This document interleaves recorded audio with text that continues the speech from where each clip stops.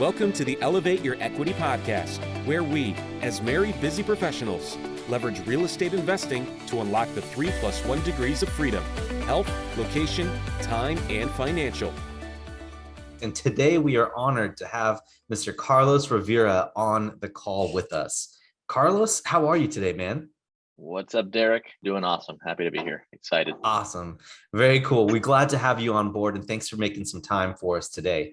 And for those of you who do not know who Carlos is, he's a professional accredited investor that's been purchasing and managing income-producing properties since 2009. He has experience purchasing, syndicating, and managing both commercial and residential properties throughout South Florida, the Midwest, and also in the Caribbean. And Carlos spent 10 years as an engineer working in the tech industry, and he prides himself in being able to apply the same principles from the tech world into the real estate industry, which is something that we're going to explore a lot of and I'm fascinated by.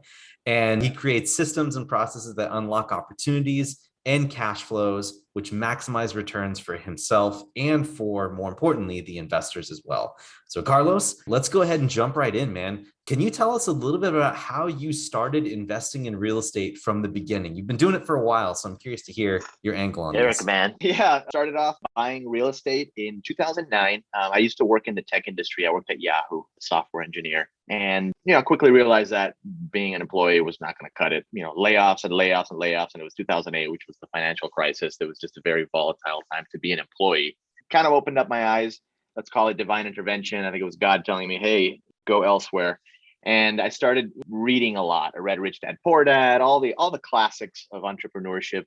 And that sort of led me down this little bit of a rabbit hole of learning and understanding this other side of life, which is to be an entrepreneur and sort of make your own destiny versus relying on a company to pay you for the rest of your life.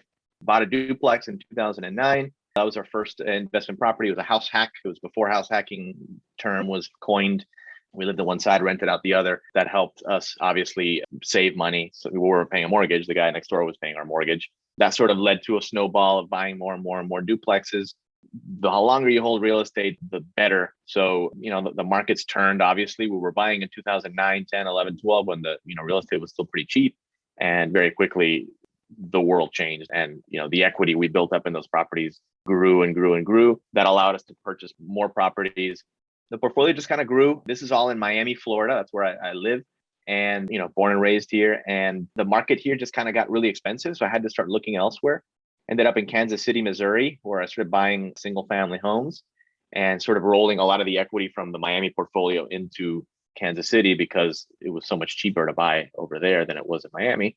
And, 10, 12 years later, I fired 3 or 4 different property managers, had to start my own property management company to service the units. That has led to a pretty nice portfolio of third-party property management for other investors, and been syndicating some deals with a partner that I found in Kansas City. We bought some larger stuff, which we can get into as well if you're interested. And yeah, we're just chugging along. We're still in the game. We're trying to grow, trying to survive, trying to fight for our cash flow, sort of what I feel like I do every day. That's where we're at today. That's really cool. Let me ask you too, Carlos, though, when you got started back in 2008, you said that it was kind of this divine intervention where you had layoffs or you saw layoffs happening all around you, and you went into this space or started learning about it back then. Was there any spark that initiated you learning about real estate investing? Like, what about real estate investing was the vehicle you chose, or that inspired you to even look at it in the first place and lead you down this path? It's hard to remember. It was 12 years ago or 13 years ago, the exact moment where I had the enlightenment. There was a big layoff at Yahoo, like 6 months into me working there. I mean, I graduated from college in 2008, and the Monday after graduation, I went straight to work thinking I was set. And 6 months later, half the office gets fired. And I get left behind, obviously, because I'm probably, the lowest paid employee, brand new out of college. And that was scary. I mean, you start seeing people pack up and leave, like a lot of people all in one day pack up and leave and say goodbye. And you realize how not secure that paycheck is. I had a high school economics teacher who recommended, and he was adamant about us reading the book Rich Dad Poor Dad. And I never read it in high school. It wasn't the right time. I was, very immature and very, not ready.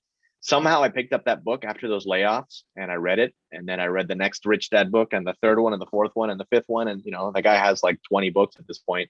And that led me down this path of discovering that you can actually purchase property and make money without having to work, right? People will pay you rent to live in these properties. And it's a matter of just building up this portfolio and growing it as quickly as possible to create just incredible wealth and incredible freedom that you wouldn't otherwise have if you were just an employee sitting in a cubicle for your entire life. So you open up your eyes and you realize, wow, there's this whole other world out there. And my entire life, I've been taught the opposite, which is to just study, get a good degree, and get a good job and rely on someone else to provide for you. And that's not reality, right? I mean, we've seen it and we've gone through multiple strange economic cycles since then. I mean, we had COVID where everybody got fired and within a week, everyone in the service industry lost their jobs. There's no such thing as a secure job. I mean, there's no such thing. Really, the only way to gain wealth and to gain freedom is to do something for yourself. Invest in yourself. Invest in yourself. Exactly. Yeah, absolutely. The brand of you, right? Because, this economy that we're getting into, a lot of people get nervous about their full-time work. To a lot of those folks, I tell them that if you're nervous about the external world, then work on your internal world. Because the one constant, right, is if you can have the skills to add value to multiple people, then you'll always have a job. So it's the brand of you, not the relationship between you and your current employer. Think about yourself as an independent contractor as soon as you can and start to add value so that you can charge a higher rate to whoever it is that's employing you at the time. And I think that that's a really good takeaway for a lot of W-2 listeners out there who are trying to reduce their risk, right, in working full-time jobs. And I think you learned that really early on.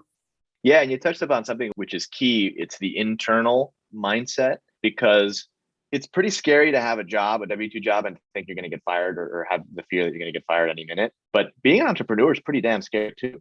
There are days where I'm just terrified and I become desperate and I'll take any job, any client, and I may go down this path of like taking on work and too much work that I shouldn't be taking on, that isn't really, good for my business, because out of that fear, right? The fear mentality. So if you can sort of like get into this mindset where you can really get into like a flow state where you can zone in on what is important and just run with it, it's incredible what you can accomplish in the business world once you get your mindset right, because you can easily fall into the fear mentality in the business world as well. And at that point, you might as well just go back and get a job. So. Yeah. One thing that you also told us in your story, which was super fascinating to me, and I was just like, oh my gosh, I can't believe this is happening. When I got my job, I happened to graduate, I think about a year before you did. And I entered the workplace in 2007. I was fortunate enough to be working in oil. I was trained as a chemical engineer, just like our good friend Andrew Cushman was. And I ended up working for oil in Texas for many years. And the market wasn't bad or wasn't awesome for oil during the downturn. I mean, everything kind of fell off a cliff at that point. I found a mentor in the company that I'd been working there for a year that pretty much protected me from the downturn. And I kept my job throughout 2008. Looking back now, knowing that both you and I are about the same age, because you may have graduated a little bit later than me, maybe a year later or so, and seeing all the incredible things that you've accomplished compared to what I did, because I stayed in the W-2 world and the light bulb didn't go off for me, Carlos. Like, I kept my job throughout 2008. It wasn't until 2012 or 2013 came along that I just got fed up with doing the same thing over and over again and not being rewarded for thinking in a novel way, right? Or adding value in a different way. And that disgust led me to eventually find real estate. And what I think is really awesome is that you took action right away. Like, you realized that something was going on.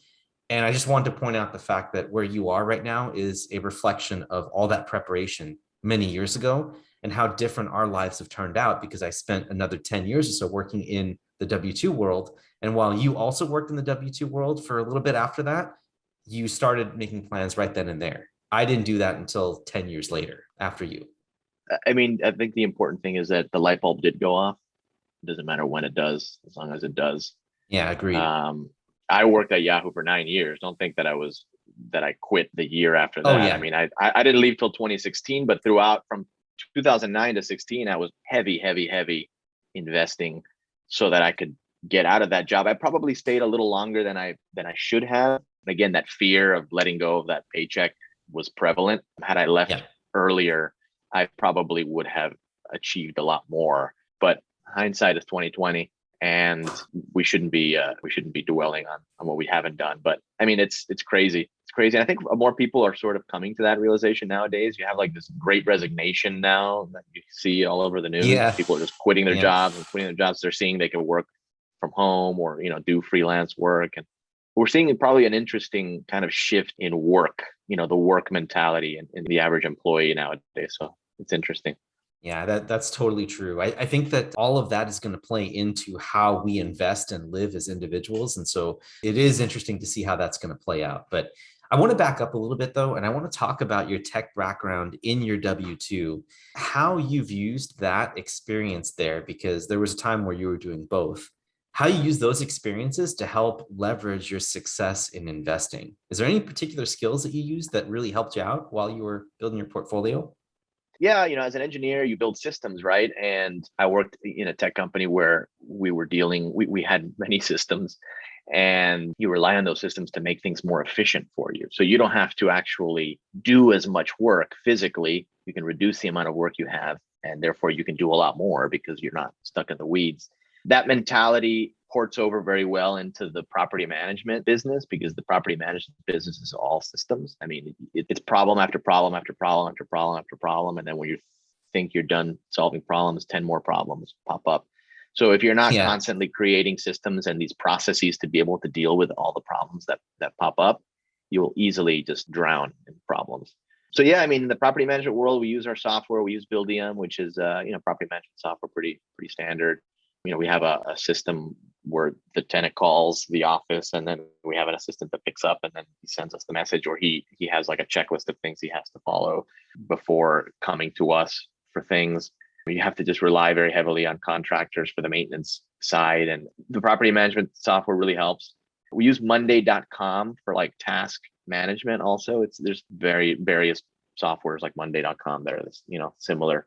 That's been very helpful because now we have employees. We have 3-4 employees that are doing different things. So it's easy to delegate tasks and keep track of them and respond. And we're always building systems and adding more. I mean, as you grow, and I was having this discussion with my wife yesterday, like we've added so many units in the past year or so, and we haven't really scaled accordingly. Now we're kind of like trying to scale, and there's a lot of stress in sort of managing the portfolio, but it's just a matter of putting the right systems in place, right? And then taking the time to develop the systems, implement them, like getting out of the weeds, getting out of the day-to-day, designing the system, putting it into place, and putting the right people to manage it. And then you can sort of walk away. But it's hard to pull yourself out of the day-to-day to do the initial, legacy task, which is the designing of the system. And you're always kind of in this cyclical mode of growing and then putting a system, and then you grow to the next level and you have to put more systems, and it's tough. But yeah, the tech background definitely helps because we're very tech savvy, and we learn quickly and can adapt very quickly. I mean, I could totally see that situation coming up where, let's say that you realize that you've got to bring on a new hire, right? And for you guys, it may not be a big deal, but maybe for someone who's just starting out and it's their very first hire, even if it's like someone that's virtual, and you've got to continue doing your day-to-day operations. And then you also got to train up this person and smooth out the processes. There's this front-ended effort curve, right? And then it eventually drops below the effort that you originally started out on. But do you have any tips for people in doing it? Because it sounds like you've done that a lot of times. Like, how do you manage that work? How do you get ready for that? Like, is there a mindset piece to it? Talk us through that. It's hard, and there's a lot of fear associated with it, because you could hire somebody, spend all this time training them, and then they end up not working out, right? And then the fear of that happening prevents you from taking action. And then you just don't hire the person, and then you still do this. You keep doing the work, and then you become unhappy. It's very difficult. I would say just screen people very, very well. There's the DISC profile. There's all sorts of personality tests that you can make people take to figure out the type of employee they are, the type of worker they're going to be. But it's hard, man. You have to take a leap of faith at a certain point and just hope for the best and just kind of run with it. I never expected to have to manage employees. I mean, I got into real estate because I wanted financial freedom, but then you quickly realize that in order to scale, you're going to end up having to hire people. And to hire people, you have to manage those people. So it's not 100% passive income if you're managing people. So it's a tough sort of evolution that you go through as a business person. But there's a certain level of faith you have to have that you're doing the right thing, and then you just screen people really well, and then just treat them well, and things should work out for the best. Sure. Let's talk about awareness of these problems. So, how do you know when you need to install a process to fix something? Because I guess in one way you can install processes ahead of time before things become a problem, but I know from experience, because I've tried that before, that doesn't work out too well because you just waste time. How do you know when you need to move something from, an employee handles this or you handle this or whatever, to really needing to create something and invest the time and energy to do it? Like, what's your criteria for thinking through that? Yeah, man, that's a great question. I think when your attention starts moving away from revenue generating activities and starts moving towards just solving problems, and you realize that all of a sudden your business isn't growing because you're spending more time in the business versus working on the business. It would happen in different ways depending on the stage you're in. But I think that's the key. If all of a sudden you realize, man, I haven't picked up a new client, or I haven't picked up a new property, or I haven't looked at a new deal in a while, or in this many days, that's when you have to sort of take a step back and really look at what you're spending your time on. Because if you're spending your time just working in the business, and that's really when you need to start thinking about hiring it out or putting a process in place to get you out of having to do those tasks. And at least for me, it tends to happen like when there's like an acquisition or like a new property or a new portfolio that we take on, then we're kind of in the weeds, in the zone, like integrating the property. And that's when I get like the most burned out. And then I'm not looking at the next client, or I'm not considering the next deal because I'm working on this current portfolio. And that may just be a natural process of the integration of property. But that is when I think to myself, man, I wish I just had a person that I could say, okay, we have this new property. There you go. And then I can just go look for the next deal. So yeah, I guess when you're looking away from revenue, or when you're not following the revenue and you're following the operation, that's probably a time to sort of reflect and analyze, where you're at. So. Is there anything that you can say, and I don't know if you'll have an answer for this, but I'm just curious, is there anything that you do to help with that awareness? Because sometimes like half the battle is just realizing that you're struggling with this, because when you're in the business, easy to talk about it right now, right, Carlos? But when you're in the business and you're realizing, oh my gosh, like I'm spinning my wheels here, is there anything or anyone that can help you realize that maybe you need to start taking a bigger perspective? It's my anxiety levels, Derek. If I get home and I'm still thinking about work and I can't be present with my family and with my kids, and I have a million things running through my brain, that's definitely the time to take a step back. And my anxiety levels basically track with the next growth, right? So if I pick up 40 units tomorrow, 2 weeks from now, I think my anxiety level is going to be pretty high because I'm going to have been working on those 40 units, for the past 2-3 weeks. And then it's sort of like levels off after, the thing gets stabilized and I'm moving on to the next deal. But yeah, I mean, that's a great question. I think most entrepreneurs struggle with some sort of anxiety. I have a lot of anxiety that I have to deal with, but that's the driver sometimes to perform, right? Is that fear of failure and that fear of not being good enough that pushes us to move forward.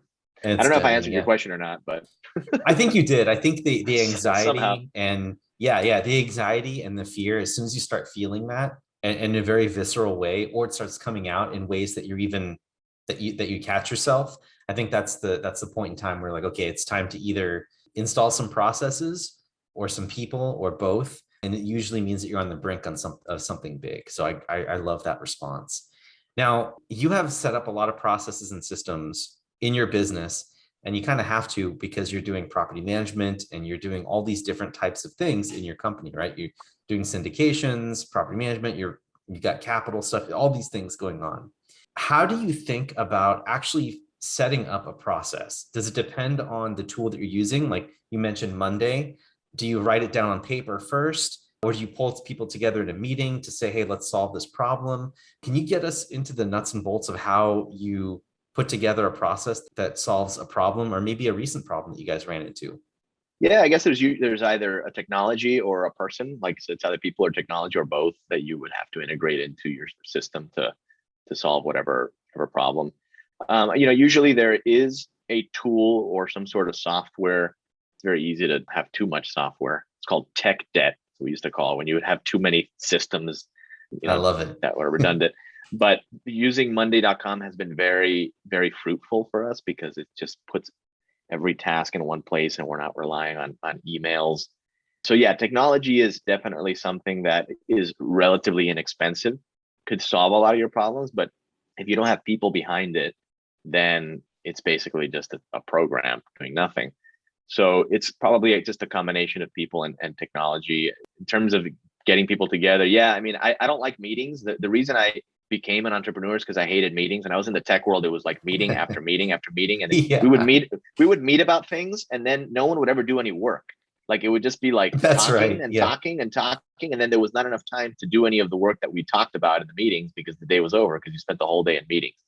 So I try to Yep. stray away from too many meetings. Sometimes you have to have them because just communication amongst your organization is key. My wife is our COO. She's a chief operating officer. So she manages our employees and she has a weekly meeting with them where they go over all of the pending tasks that we have in Monday.com. And that sort of makes things kind of move. And then we have meetings as needed. So if we realize that we're like tripping up on something constantly, then we'll sort of regroup and be like, okay, let's discuss this. Here's what we're going to do. We're going to work on this. This is the new process. Now you send this to this guy. He sends this to that guy. You send that person. If that doesn't work, then you do this. And then we just roll with it. And you have to be flexible. The process may change, right? Like what works today may not work tomorrow. So you have to just be open to, changing the process and trying new things in order to kind of solve new problems. It's good. It's good.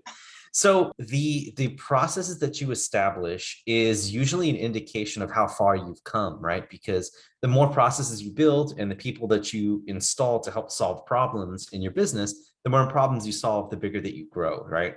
So what I want to talk with you about real quick now is going back to the mindset piece is maybe for you and your wife, how would you say that the problems that you solve now have evolved over time? And what does that say about your guys' business?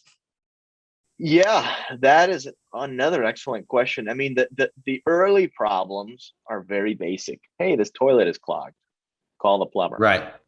The problems we've been dealing with lately are more organizational, more systems, more high level, right? Like, how are we going to manage our people and how are we going to solve the problems like the toilets in a scalable way? So then you start moving away from like hey, call the plumber, quick solution, right? And then tomorrow follow up with the plumber to make sure he went, to here's this system. It gets inputted into this system. Then there's a day where there's somebody in charge of going into the system to keeping people accountable. So there's a more of an accountability aspect to it as well, because you've got more people involved and more communication because you've got more people involved. So as you grow, there's more cooks in the kitchen. So you have to implement more communication tools and more things like that to keep everybody accountable. So yeah, the problems just get more complex, and sadly, it's very easy to become bureaucratic and have too many meetings and never solve. Yes. So it's this tiptoeing of like, we have to grow, but we can't become a bureaucratic machine that just has too many processes and too many systems. How can we stay efficient, stay in startup mode, but grow into something that's not a startup? But yeah. That makes sense to me. And I think that's a great answer and a clear testament that you guys have walked the walk already. And I really like that. And as far as your mindset goes, what can you say about how important it is to focus on your mindset while you have been doing all of this building? Because you've done some pretty incredible things and I don't see it ever slowing down. I think you guys are going to continue rolling and growing and pushing the bounds of what you guys are capable of doing. How important is mindset to you and your team? And maybe even how do you build that into the team itself if you do it all? Yeah, man, mindset, it could kill you, right? It could make or break you. In my darkest days, I just want to sell everything. Sure. Put the money in put the cash in like this like low yield, money market account, and then just go sleep, stay in bed under the covers and hide. And those are the days where I achieve the least, right? Because I'm not there mentally. And then on the flip side of that, when I am in like kind of this flow state and I'm empowered and I'm energetic, that's when the best ideas come to my head. And that's when the best outcomes and successes come. So staying in that mindset is key, man. And it's very easy to get out of it. And I think isolation is something that would put you in that darkness if you don't surround yourself with other people who are doing the same types of things, have conversations like this where we tell our stories and reflect on our successes. If we don't do that, and if we don't surround ourselves with other successful people, we end up isolated. And that's when our mindset drifts, and then that's when we start to fail.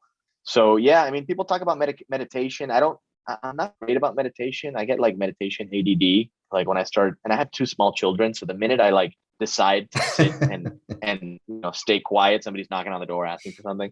So it's tough for me to get in that state. I try to pray in the mornings, pray/meditation, and that kind of helps me out a little bit.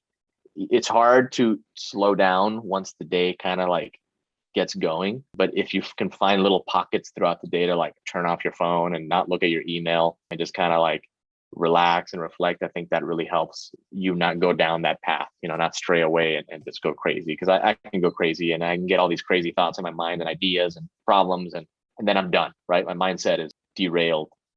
So yeah, mindset is key. Mindset is key. And the more you grow, the more you have to nurture that mindset, because the quicker you could fail if you stray away. Yeah, that's a really good reminder. And I want people to really listen to that advice from you, Carlos, is that the more that you grow, the more you have to really pay attention to it. It's so important. And I think that's going to be a huge takeaway and a big gem of wisdom, at least for me, to take away. Because yeah, man, the more throughput that you have in your business, the more people depend on you. And if you're not on it, right, things could turn real quick, either a lawsuit or, theft, or a resident, like a ton of things could happen. You just got to be on top of it. Yeah. And those of us that didn't come from wealth, I grew up middle class. I came from an immigrant family, Cuban immigrant family. I've had to sort of build my wealth from zero, from nothing.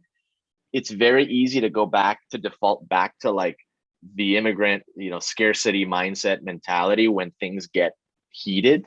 When you start to reach that tipping point of growth and you get scared and you start to freak out, it's easy to say, okay, but I'll just go back and live like this. And that's very tempting. And I struggle with that every day. I mean, I grew up in a family where we would hang up our paper towels. My grandparents would hang up their paper towels to dry so that you could use them. Oh, and every day when I grab a paper towel and I dry my hands and I go to throw it away, I get like a little mini, guilt trip. But it's very easy to jump back into that mentality. And then that's when you hinder more growth, right? Like you need to persevere and continue, right? And not default back to the scarcity mindset. So yes. Let me ask you one last question before we start heading into the rapid round here. In terms of rest, a lot of us, we're GoBundance members, and there's a lot of people that struggle with this. What is your process between you and your family to identify those points in time where maybe you've got to intentionally stop growing, just keep the status quo, just so that you can create some space for you to feel creative, empowered, or restful? Does that recovery time ever enter in your guys' mindset, or has that been there? Tell us a little bit about that. Oh, I constantly fail at resting. I mean, it's hard to say no to opportunities when they come up. Because again, you go into the scarcity mindset. If I don't say yes to the opportunity, I'm going to stop growing. I'm going to go out of business. I'm going to end up poor. That is such a difficult thing to do, is to stop and be present. Let me tell you, lately I've been horrible at that. And my wife too, like she'll work more than me. Sometimes it's like 7 p.m. and she's on her laptop and I'm like, get off the computer. Because then I'm tempted to get on my computer, and then it's the spiral. Or like she'll be working and she'll talk to me about a problem that's happening at 7 o'clock at night when I've already turned off my computer, and then I get pulled back into the thing. So we need to be better at that. We travel a lot. Like we have a little place in the Bahamas, so we go there a lot, and that's a good place to kind of disconnect. The weekends we don't work. On the weekends, I don't even turn on my computer, and my phone most of the time is in the office, like charging, put away. So it's little things like that too. That your phone, this is a killer. This is a killer because there's notifications, there's social media.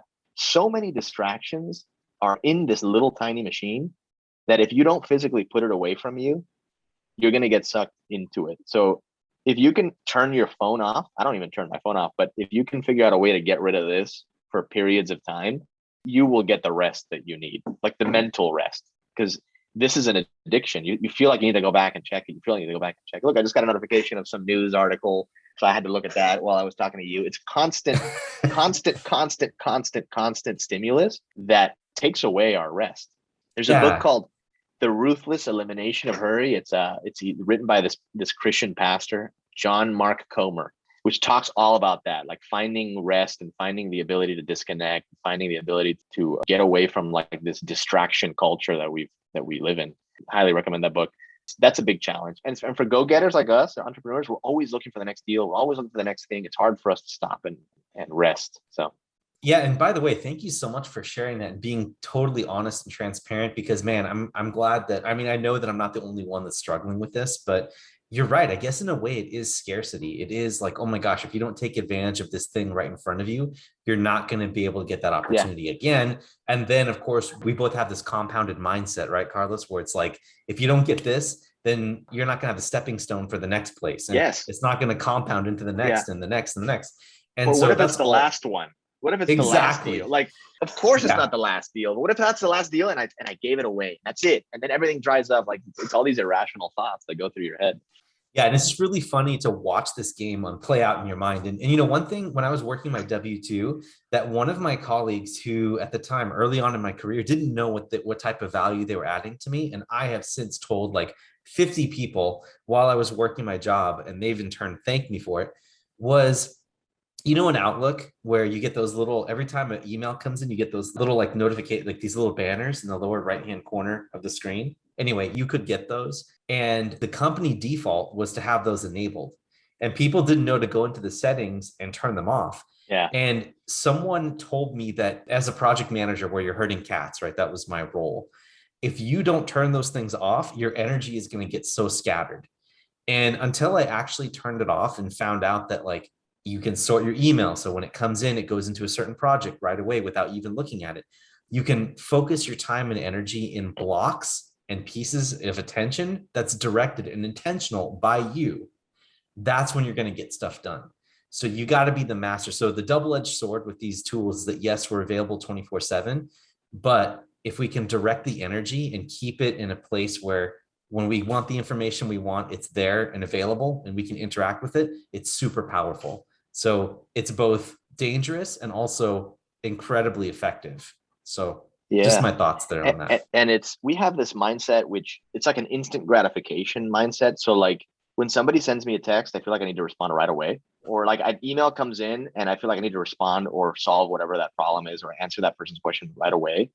And that's not the case. Like if we stopped every single time we got a notification to deal with that notification, we would never get anything done. So if you just turn off your notifications, like I turned off my notifications for my text messages.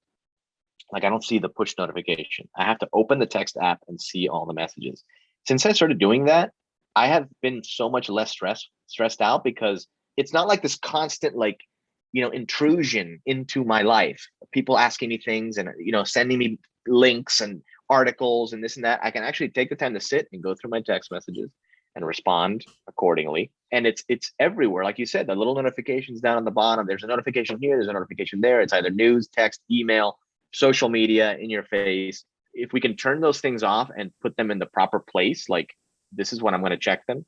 And at this time, I'm going to check my email, and people have to wait. They're going to have to wait to get a response from me. You realize that people aren't pissed off at you because you didn't right away respond, right? Like people are because they're busy too. Because they're busy and they're getting yes, too. Exactly. But we have this mindset, and I do too as an entrepreneur, which is that, again, it goes back to the scarcity. If I don't respond, that guy's going to get mad. He's going to fire me. He's not going to hire me, blah, blah, blah, blah. And then I go down this horrible path of like what ifs that will never materialize just from getting a text message. Yeah, dude, I'm totally with you on this thing. And, you know, the other bonus is that eventually, I don't want to say ignore someone's text, but you answer it with intention based on, okay, you'll answer text one time at 4 p.m. every day or at 4 p.m. on Monday, Wednesday, Friday, right? People will learn to work around you. And that's what you want, is you want people thinking for themselves. Because I found as a project manager, if I answered everyone's texts and emails, which I did for many years, they start to rely on you instead of finding the answers out themselves. And that is a big problem, especially if you're trying to scale. So you can easily train people to rely too heavily on you, right? Correct. Because they know they're going to get instant gratification the minute they ask you a question, and it makes them sort of lazy. They won't think for themselves.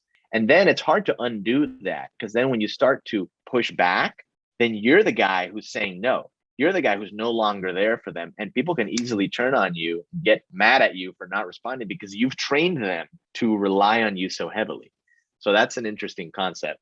But yeah, and as a manager and as an owner, it's hard because you have a vested interest in the business. You don't want it to fail. So you feel like if you don't help the person right away, that could have negative consequences on your business. So again, all mindset stuff. It's all mindset. I gotta tell, it is. It totally is. I gotta tell you that I love this Venn diagram that we're creating of business, technology, and human nature or mindset, right? You know, and right at the intersection is these darn notifications. In any event, let's. I'm gonna burn my phone after this. There you go. Perfect, dude. We've done something great today. Then that's getting awesome. a flip phone. Yeah.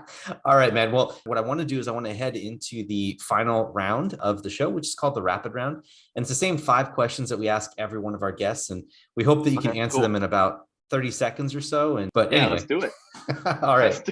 If you're ready for it, let's do it. Number 1, what book has had the biggest impact on you and why? And we ask that it can't be the Purple Bible or the actual Bible itself.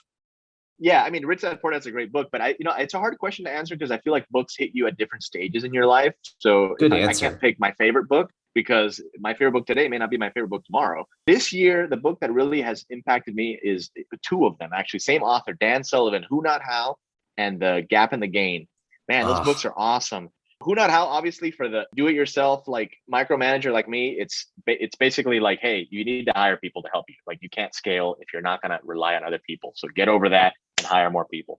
That's Who Not How. And then Gap and the Gain is, my God, incredible. Like basically, he tells you you're either living in the gap or you're living in the gain. The gap is you're looking at the future and what you haven't accomplished yet, and you're unhappy. And if you live in the gain, you're looking back at everything you've accomplished and you're grateful that you've accomplished that, but you don't lose your ambition to continue achieving. Incredible like shift in mindset, because I constantly live in the gap. My wife constantly lives in the gap. My kids live in the gap. Like we started pointing it out to them, like, hey, you're being ungrateful of everything we've just done because you're complaining about this one stupid thing. You're living in the gap, not in the gain.